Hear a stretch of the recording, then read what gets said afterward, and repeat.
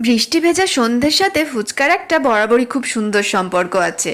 আর সেটা যদি হোমমেড ফুচকা হয় তাহলে তো ব্যাস আর কিচ্ছুটি চাই না। সন্ধ্যাবেলায় হঠাৎ পড়তে পড়তে ছেলের আবদার হলো মা ফুচকা বানিয়ে দিতে হবে, তো ছেলের আবদার তো মানতেই হবে।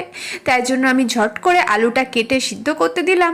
এদিকে কড়াইয়ে আমি ভাজা মশলাটা করে নিলাম, গোটা জিরে আর তার সাথে একটা শুকনো লঙ্কা। যেহেতু ছেলে ঝালটা কম খায় ওই জন্য একটা শুকনো লঙ্কাই দিলাম। তারপর কয়েকটা খোলায় বাদামও ভেজে নিলাম। এরপর আলুটাকে ভালো করে মেখে তার সাথে বাদাম আর ভাজা মশলাটা দিলাম, আর তার সাথে দিলাম গন্ধরাজ খানিকটা লেবু। তো ভালো করে মেখে নিলাম। এদিকে আমি কাঁচা লঙ্কাটা দিয়ে নিই, আর টক জল করতে দিলাম জল, তার সাথে নিলাম একটুখানি তেঁতুল, আর যে ভাজা মশলাটা ছিল সেই ভাজা মশলাটা দিয়েছি, আর তার সাথে দিয়েছি একটু গন্ধরাজ লেবু। তো তারপরে ঝট করে আমার বানিয়ে রাখা আগের যে ফুচকাগুলো ছিল সেগুলো আমি ভেজে নিলাম। তো ভেজে এই ফুচকাগুলো আমি বাটির মধ্যে রেখে দিলাম। তো তৈরি আমার